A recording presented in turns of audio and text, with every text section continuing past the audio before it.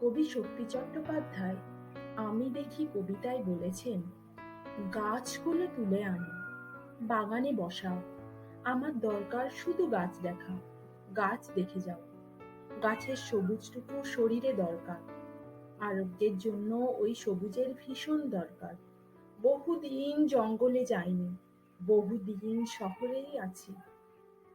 শহরের অসুখ হাঁ করে কেবল সবুজ খায়, সবুজের অনটন ঘটে। তাই গাছ তুলে আনো, বাগানে বসাও, আমি দেখি। চোখ তো সবুজ চাই, দেহ চাই সবুজ বাগান। গাছ আনো, বাগানে বসাও, আমি দেখি। আদিম কাল থেকে মানুষ জঙ্গলে বাস করে এসেছে, তাই আমরাও প্রকৃতির সবুজায়নে মুগ্ধ হয়ে উঠি এবং প্রকৃতির শ্যামল রূপে আমরা এক শান্তির নীড় খুঁজে পাই। কিন্তু মানুষের কৃতকর্মের দ্বারা বিশ্ব উষ্ণায়ন ও পরিবেশ দূষণের ফলে ধীরে ধীরে সেই শ্যামল রূপের শতকরা হার ক্রমাগত কমতে চলেছে। তাই মানব সভ্যতার রক্ষার স্বার্থে আমাদের এগিয়ে আসতে হবে।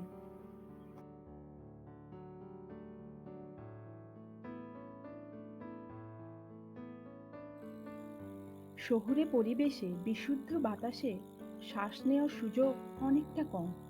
নিজের ঘরে বাগান থাকলে সেই সুযোগটা কিছুটা হলেও মেলে। আর এই ব্যস্ততার মধ্যেও দিনের কিছুটা সময় গাছপালার সঙ্গে কাটালে শারীরিক ও মানসিকভাবে উপকৃত হওয়া যায়। ছাদে বা বারান্দায় গাছ লাগিয়ে অক্সিজেন সমৃদ্ধ বিশুদ্ধ বাতাস পাবেন। সেখানে হাঁটলে শরীরের বিভিন্ন কোষে পৌঁছে যাবে অক্সিজেন। বুক ভরে ফুলের ঘ্রাণ নিলে মনটাও চনমনে হয়ে উঠবে। একটু সবুজের ছোঁয়ায় নানা ইতিবাচক প্রভাব আছে মনের অবস্থার উপর। তাই আজ আমি কয়েকটি এয়ার পিউরিফায়ার ইনডোর প্ল্যান্ট নিয়ে বলতে চাই। ১৯৮৯ সালের নাসার রিসার্চের তথ্য থেকে উঠে আসা কিছু এয়ার পিউরিফাইং গাছ, যেগুলি ঘরের মধ্যে বায়ু দূষণকে রোধ করতে পারে এবং কিছু বিষাক্ত পলিউটান এবং কিছু কেমিক্যাল অ্যাবজর্ব করে নিতে পারে। প্রথম যে গাছটির কথা আমি বলতে চাই সেটি হলো স্নেক প্ল্যান্ট। এই প্ল্যান্টকে খুব একটা কেয়ার করতে হয় না, খুব কম আলোতে বাঁচতে পারে আর জলও সপ্তাহে একবার দিলেই হয়। স্নেক প্ল্যান্ট বাতাস থেকে ফর্মালডিহাইড রিমুভ করে, যা ডিটারজেন্ট, পেন্ট, ফার্নিচার, ক্রুড অয়েলে পাওয়া যায়। এই ফর্মালডিহাইড হিউম্যান ইমিউনিটিতে এফেক্ট করে। আর স্নেক প্ল্যান্টের স্পেশালিটি হলো এটি নাইট টাইমে অক্সিজেন প্রডিউস করে। তাই এই প্ল্যান্টটি খুব ভালো একটি বেডরুম প্ল্যান্ট হিসেবে পরিচিত। স্নেক প্ল্যান্ট অনেক ধরনের হয়।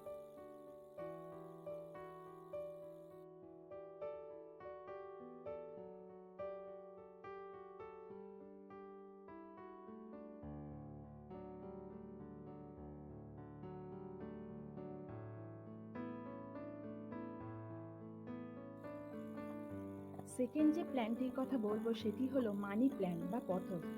এটি আমার খুব ফেভারিট প্ল্যান্ট। এটি ঘরের মধ্যে দূষণ নিয়ন্ত্রণ করে, কিছু বিষাক্ত পলিউট্যান্ট রিমুভ করে। সেগুলি হলো জাইলিন, টলুইন, বেনজিন এবং ফর্মালডিহাইড। মানি প্ল্যান্টের কাটিং থেকে জলের মধ্যে খুব সহজেই গ্রো করতে পারে। মানি প্ল্যান্টের কাটিং থেকে জলের মধ্যে খুব সহজেই গ্রো করতে পারে। থার্ড প্ল্যান্টটি হলো রাবার প্ল্যান্ট। এটি একটি দারুণ এয়ার পিউরিফাইং প্ল্যান্ট। এটি ইনডোর এবং সঙ্গে আউটডোরেও খুব সহজে বেড়ে ওঠে। ডাইরেক্ট সানলাইট অনেক সময় এর পাতা বার্ন হয়ে যেতে পারে। রাবার গাছের জন্য সয়েল ময়েস্ট রাখতে হয়, কিন্তু খুব ভিজে ভিজে নয়। এই প্ল্যান্টটিও ফর্মালডিহাইড রিমুভ করে। ৪ নম্বর গাছটি হলো আরিকা পাম। এই গাছটি ইনডোরে খুব ভালো দেখতে লাগে আর খুব সহজেই বেড়ে উঠতে পারে। ডাইরেক্ট সানলাইট এই গাছের জন্য ভালো নয় এবং এই গাছের জন্যও মাটি কিছুটা ময়েস্ট থাকতে হয়। ৩ দিন অন্তর জল দিলেই যথেষ্ট। এই প্ল্যান্টটি দুটি ইম্পর্টেন্ট পলিউট্যান্ট বাতাস থেকে রিমুভ করে, যেগুলি হলো বেনজিন অ্যান্ড ফর্মালডিহাইড। ৫ নম্বর গাছটি হলো জিজি প্ল্যান্ট।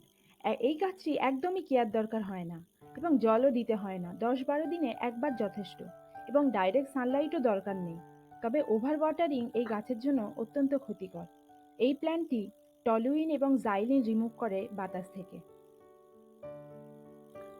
এই গাছটিও very hard to kill plant. 6 নম্বর এবং লাস্ট যে গাছটির কথা বলবো সেটি হলো মনস্টেরা। এই প্ল্যান্টের অনেক ভ্যারিয়েশন হয়। ফর্মালডিহাইড রিমুভ করে মনস্টেরা। মাটি হালকা ময়েস্ট রাখতে হয় এবং ওয়েল লিড জায়গায় খুব ভালো গ্রো করতে পারে। এই প্ল্যান্টটিও জলে খুব সহজেই গ্রো করতে পারে।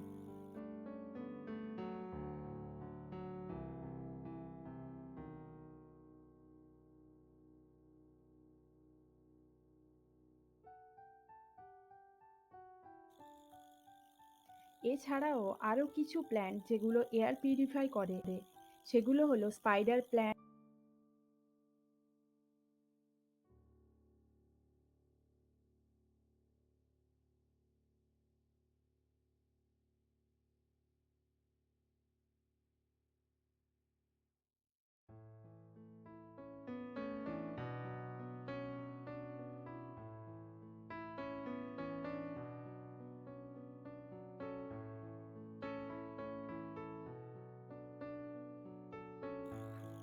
you can also give some plant to your dear one.